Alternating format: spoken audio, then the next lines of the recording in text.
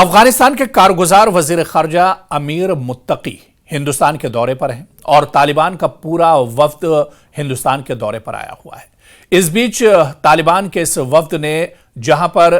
دہلی میں ہندوستان کے وزیر خارجہ ایس جے شنکر سے ملاقات کی ہے اور کئی اہم مدوں پر افغانستان اور ہندوستان کے رشتوں کو لے کر بات چیت ہوئی ہے اور ان رشتوں میں ایک گہرائی اور ایک مضبوطی پھر سے دیکھنے کو مل رہی ہے۔ اور آپ کو بتاتے چلیں کہ اس دورے کے دوران طالبان کا یہ وفد اور خاص طور سے افغانستان کے کارگزار وزیر خارجہ امیر متقی دیوبند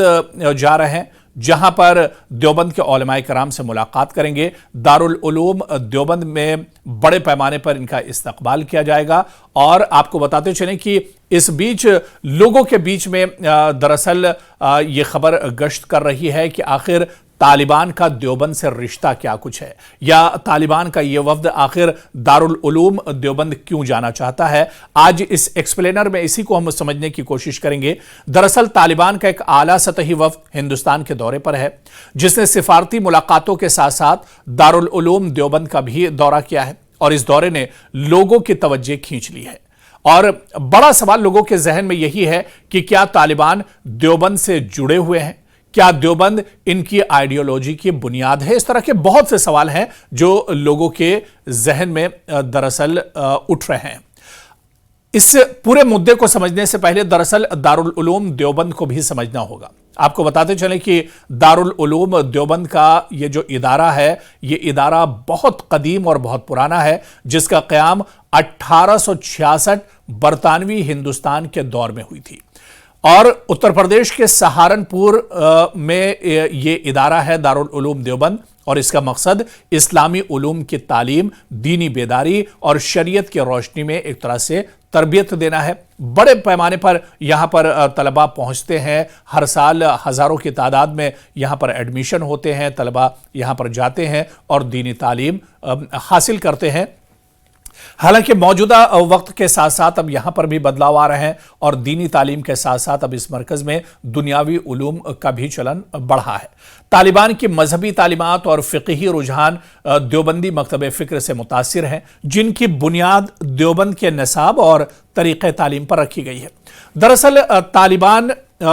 جو طالب ہے اس سے طالبان یہ بنا ہے، اور طالبان مطلب اسٹوڈنٹس کو ہی طالبان کہا جاتا ہے، اور جو یہ طالبان پوری جو ایک تحریک چلی ہے، یہ دراصل طلبہ کی ہی ایک تحریک ہے جو افغانستان میں کھڑی ہوئی تھی، اور اس میں پاکستان سے بھی بہت سے طلباء، اور اس وقت جب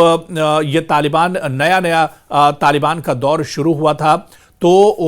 اس وقت پاکستان سے بھی بڑی تعداد میں اور دنیا کے کئی ملکوں سے بڑی تعداد میں جو طلباء ہیں وہ طالبانوں کی اس آرگنائزیشن اور اس مہم سے ایک طرح سے جڑے تھے۔ تو پاکستان کے مدارس کی اگر بات کی جائے، یا پاکستان کی بہت سی یونیورسٹیز ہیں، اس کی جڑیں بھی دیوبندی فکر سے جڑی ہوئی ہیں، اور ظاہر سی بات ہے کہ جب وزیر خارجہ طالبان کے جو اس وقت افغانستان کے وزیر خارجہ ہیں، انہوں نے میڈیا سے دہلی میں بات چیت کی تو انہوں نے دیوبند دورے کو لے کر بالکل واضح طور پر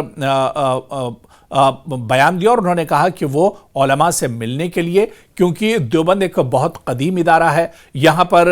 بڑے بڑے علماء ہیں اور یہاں کی تاریخ بہت قدیم رہی ہے، اس وجہ سے وہ دیوبند کے دورے پر جانا چاہ رہے ہیں، علماء سے ملاقات کرنا چاہ رہے ہیں اور اس ادارے کو بہت قریب سے دیکھنا چاہ رہے ہیں۔ دراصل دارالعلوم دیوبند نے کئی بار واضح طور پر یہ اعلان کیا ہے کہ وہ طالبان کی کسی عسکری یا سیاسی سرگرمی کا حصہ نہیں ہے، ان کا ادارہ صرف تعلیم اور تربیت سے وابستہ ہے۔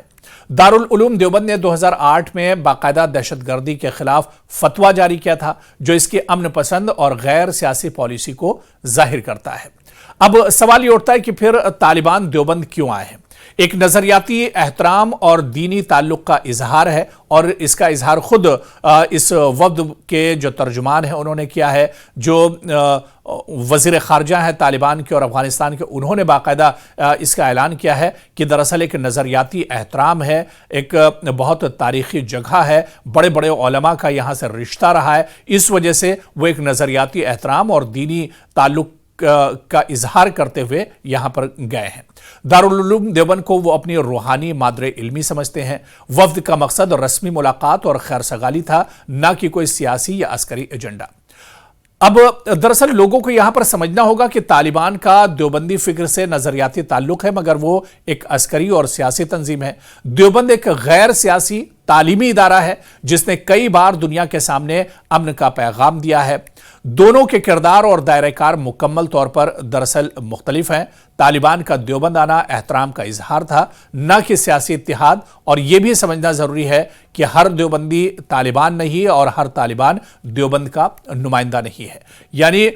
یہ ایک طرح سے ذہن میں صاف ہونا چاہیے کہ ایک احترام کے طور پر، ایک تاریخ کی بنیاد پر اور ایک علماء سے محبت اور ان سے لگاؤ کی بنیاد پر طالبان کا یہ وفد دیوبند کے دورے پر گیا تھا، جہاں پر علماء کرام سے اس نے ملاقاتیں کی ہے اور دیوبند کی جو تاریخ ہے اسے قریب سے دیکھنے کی کوشش کی گئی ہے۔ تو ایسے میں لوگوں کے ذہن میں کئی طرح کے سوال اٹھ رہے تھے کہ آخر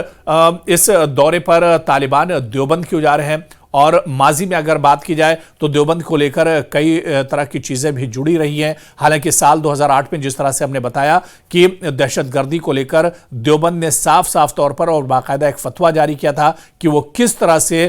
دہشت گردی اور آتنک کے خلاف ہے، اور یعنی اس نے اپنی جو نظریاتی فکر ہے اس سے بھی ایک طرح سے دنیا کو آگاہ کر دیا تھا۔ ایسے میں افغانستان کے اس وفد کا اور طالبان کے اس وفد کا دیوبند جانا محض روحانی یہ فکر ہے، اور یہ ایک روحانی دورہ ہے جو علماء کرام سے ملاقات کرنے، اور اس کے علاوہ دیوبند میں تعلیم کا جو سلسلہ ہے، یہاں پر کس طرح سے تعلیم دی جاتی ہے، یہاں پر تعلیم کا نظم کیا کچھ ہے، ان تمام چیزوں سے دراصل یہ پورا دورہ جڑا ہوا ہے۔ اور اس کے بارے میں باقاعدہ طالبان کے وفد نے، وہاں کے ترجمان نے اور وہاں کے وزیر خارجہ نے جب دہلی میں میڈیا سے بات چیت کی تو انہوں نے بھی تفصیل میں تمام چیزیں رکھی تھیں، اور اس دورے کا مقصد بھی انہوں نے بتایا تھا، اور لوگوں کے ذہن کو بھی انہوں نے ایک طرح سے صاف کیا تھا کہ اس دورے کو شک کی نظر سے نہ دیکھا جائے، بلکہ ایک لمبے انتظار کے بعد طالبان کا وفد دہلی دورے پر آیا، بلکہ پہلے بار اتنا بڑا وفد طالبان کا دہلی دورے پر ہے۔ اور دیوبند کیونکہ سہارنپور دہلی سے قریب ہے اور دیوبند ایک تاریخی درسگاہ ہے، دینی درسگاہ ہے، ایسے میں طالبان ایک روحانی اعتبار سے علماء سے ملاقات کرنے کے لیے اور اس مادر علمی میں حاضری دینے کے لیے وہ دیوبند پہنچے ہیں، اور یہاں پر بڑے پیمانے پر انہوں نے علماء کرام سے ملاقات کی ہے اور ان سے دعائیں بھی حاصل کی ہیں۔